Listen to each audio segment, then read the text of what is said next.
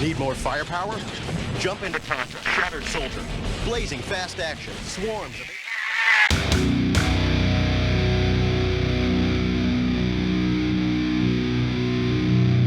Contra, the grand video game series about shooting shit and blowing stuff up. The original from the NES, Super Contra 3, Contra Hardcore, it's all that good stuff, baby! And to celebrate Contra's anniversary, they put out Contra Rogue Corp, and it's fucking terrible!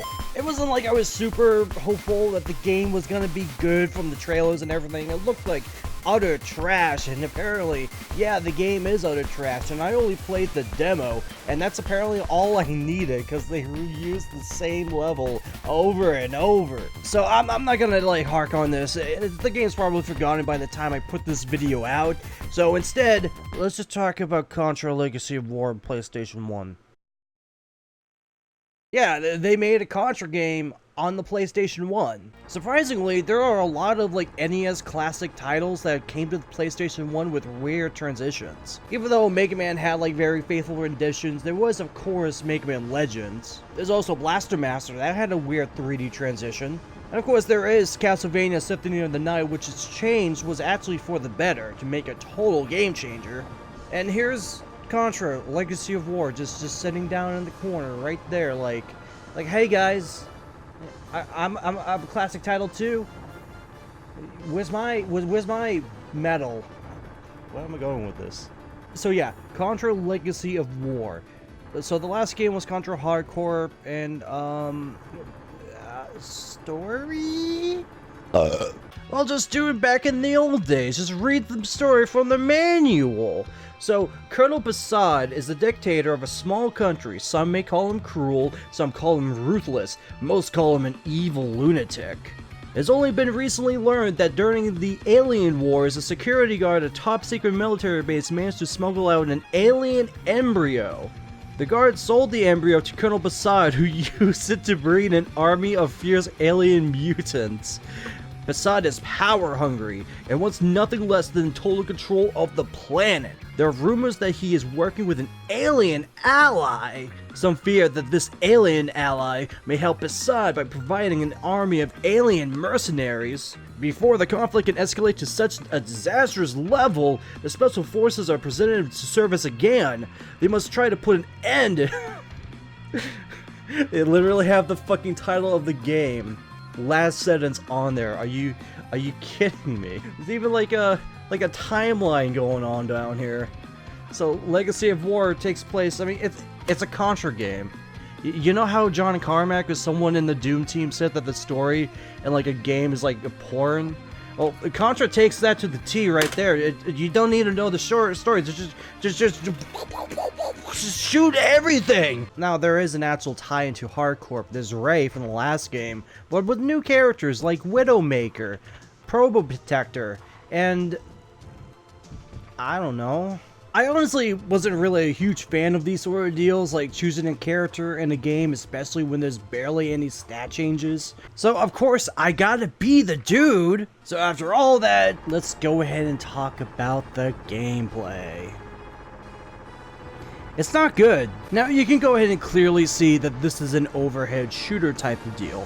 I mean, yeah, Contra 3 also had that, and I don't think a lot of people like those. But I mean, yeah, that's basically the whole game.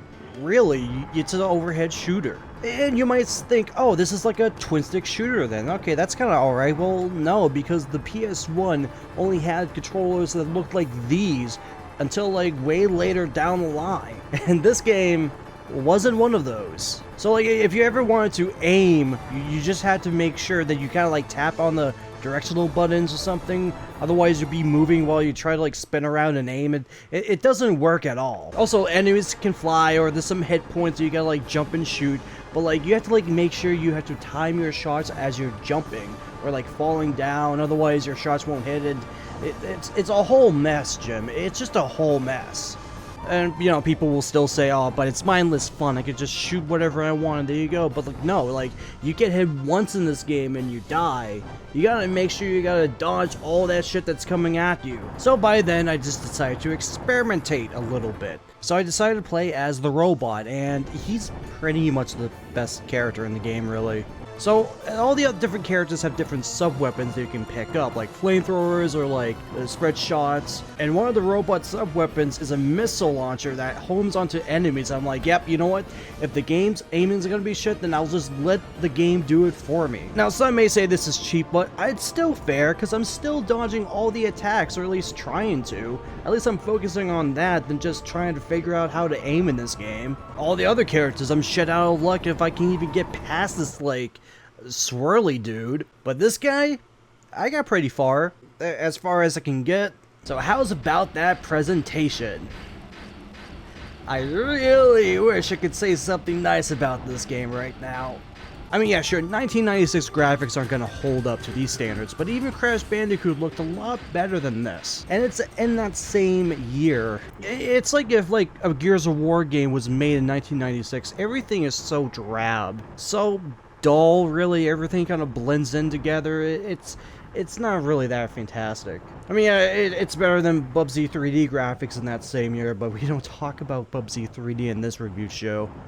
The music, it's fine, it's music, it's not that super pumped up like the other Contra games have, but like, it's music. That's all I gotta say about that, really. Yeah, take a listen.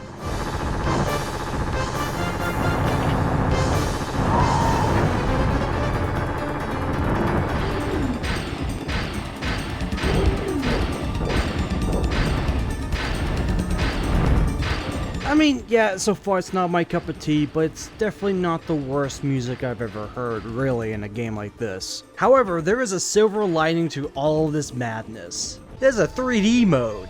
Yeah, that's right, it's 1996 on the PlayStation 1. Contra has 3D graphics, so it's gotta have a 3D mode. So, of course, you gotta whip out the bad boys. Alright, let's see how this 3D magic works.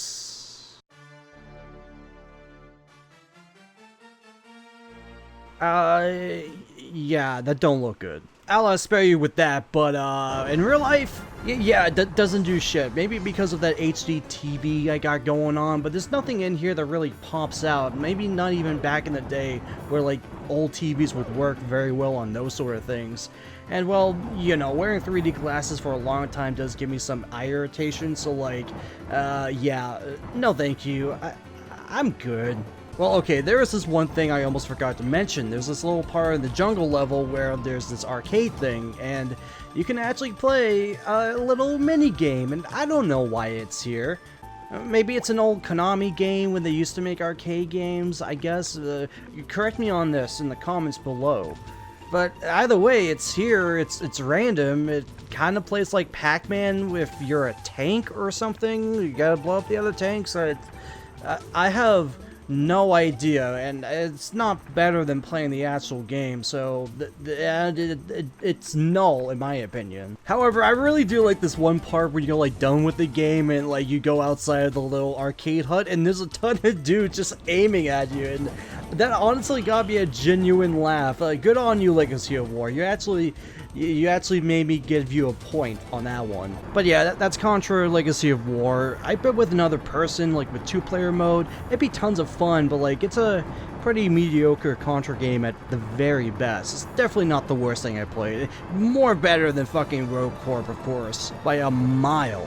But yeah, I mean, if you are disappointed with Rogue Corp, then I have Blazing Chrome for you, a very good Contra-like. You can go ahead and pick that up if you want. But if you're a fan of twin-stick shooters like Contra Rogue Corp kinda is, I highly recommend Nuclear Throne. It's a roguelite, but like, it's really fun and challenging. I highly recommend that game.